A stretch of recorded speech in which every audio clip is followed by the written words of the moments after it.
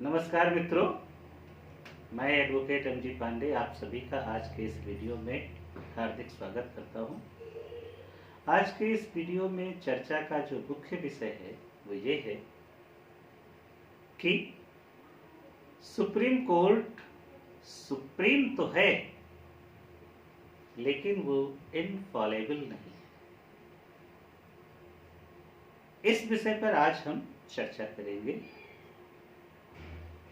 अर्थात supreme court अपने decisions के मामले में, अपने जजमेंट्स के मामले में सर्वोच्च स्तर पर है। उसके ऊपर अन्य कोई हायरार्किकल ऊंचा स्थान नहीं है। उसके पश्चात, सुप्रीम कोर्ट के पश्चात हम और अन्यत्र कहीं नहीं जा सकते लिटिगेशन के लिए। लेकिन सुप्रीम कोर्ट इनफॉलेबल नहीं। इनफॉलेबल इन द सेंस वो अचूक नहीं है, वो त्रुटि रहित नहीं है। ऐसा नहीं है हम कह सकते हैं कि सुप्रीम कोर्ट से गलती हो ही नहीं सकती। किसी न किसी संस्था को सुप्रीम बनाया जाना तो आवश्यक है, क्योंकि अगर सुप्रीम नहीं बनाया जाएगा, सर्वोच्च नहीं बनाया जाएगा, तो लिटिगेशन का कहीं पर भी अंत ही नहीं होगा। अपील पर अपील चलती ही रहेगी। तो कोई ना कोई तो एक संस्था हमें ऐसी बनानी पड़ेगी, बनानी चाहिए भी, और हमारे संविधान निर्माताओं ने बनाया भी है।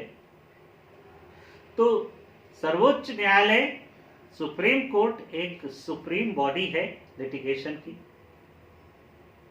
वहां के बाद फिर लिटिगेशन को और आगे नहीं बढ़ाया जा सकता, क्योंकि वो एक सुप्रीम बॉडी है। लेकिन ऐसा भी नहीं कहा जा सकता है कि सुप्रीम कोर्ट या उसके जो जजेस हैं वो इनफॉलेबल हैं या उनसे गलती नहीं हो सकती। क्यों? क्योंकि ऐसे बहुत सारे उदाहरण हैं जिसमें सुप्रीम कोर्ट ने स्वयं ही अपने ही दिए गए फैसलों को आगे के फैसलों में बदल दिया। तो अगर इनफॉलेबल होता सुप्रीम कोर्ट तो अपने ही फैसलों को दोबारा बदलने की तो कोई आवश्यकता नहीं होती। बहुत सारे ऐसी भी कंडीशंस होते हैं कि सुप्रीम कोर्ट अपने ही फैसलों के लिए रिव्यू पिटीशन को एक्सेप्ट कर लेता है, उनका फिर से उन पर पुनर्विचार करता है, उन पर अपना रिव्यूज देता है।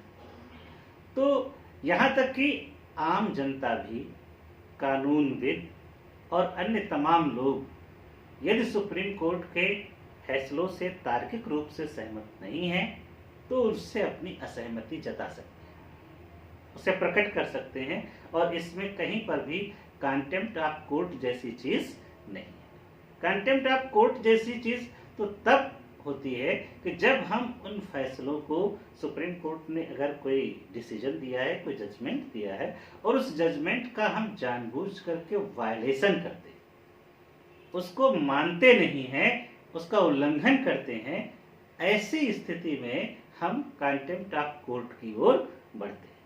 यानी हमने सुप्रीम कोर्ट का कहना नहीं माना, उसके जजमेंट को नहीं माना, उसे दरकिनार कर दिया, उसका अपमान कर दिया, उसकी बात न मान करके, तब कंटेम्प्ट ऑफ कोर्ट की कंडीशन बनती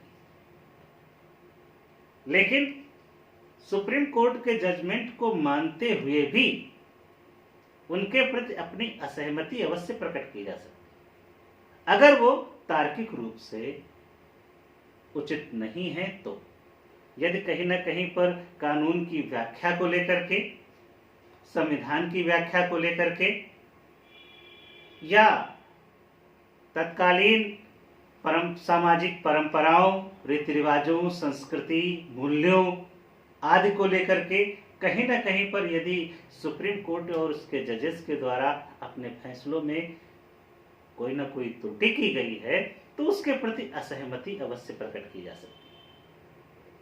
और ऐसी असहमति प्रकट करना कंटेम्प्ट ऑफ कोर्ट की श्रेणी में नहीं आता है। कंटेम्प्ट ऑफ कोर्ट उसी श्रेणी में आएगा जब हम सुप्रीम कोर्ट के फैसलों को मानने से इनकार कर देते हैं, न्यायालय का अपमान करते हैं और मनमाने तरीके से कोर्ट को या उसकी छवि को क्षति पहुंचाते हैं, तब हम कंटेम्प्ट ऑफ कोर्ट करते हैं। उसके फैसलों को, उसके जजमेंट्स को, उसके डिसीजंस को मानते हुए भी उसके प्रति तार्किक रूप से अपनी असहमति प्रकट करना किसी भी दृष्टि से कंटेम्प्ट ऑफ कोर्ट की श्रेणी में नहीं आता है। तो ये आज की इस चर्चा से ये तय हो जाता है कि सुप्रीम कोर्ट सुप्रीम है, किंतु इनफॉलेबल नहीं है। उसके डिसीजंस को स्वयं, उसके जजमेंट्स को स्वयं सुप्रीम कोर्ट भी कालांतर में बदल देता है या बदलता रहा है। ऐसे अनेक उदाहरण कि कुछ समय पहले सुप्रीम कोर्ट ने उसी कानून की किसी एक तरीके से व्याख्या की और कुछ समय के पश्चात उसी कानून की उसने दूसरे तरीके से व्याख्या की। तो ऐसे उदाहरण हैं। अपने ही जजमेंट्स को सुप्रीम कोर्ट बदल देता आया है, ऐसे भी उदाहरण हैं। तो ये नहीं कहा जा सकता कि सुप्रीम कोर्ट इनफॉलेबल है, उससे गलती नहीं हो सकती।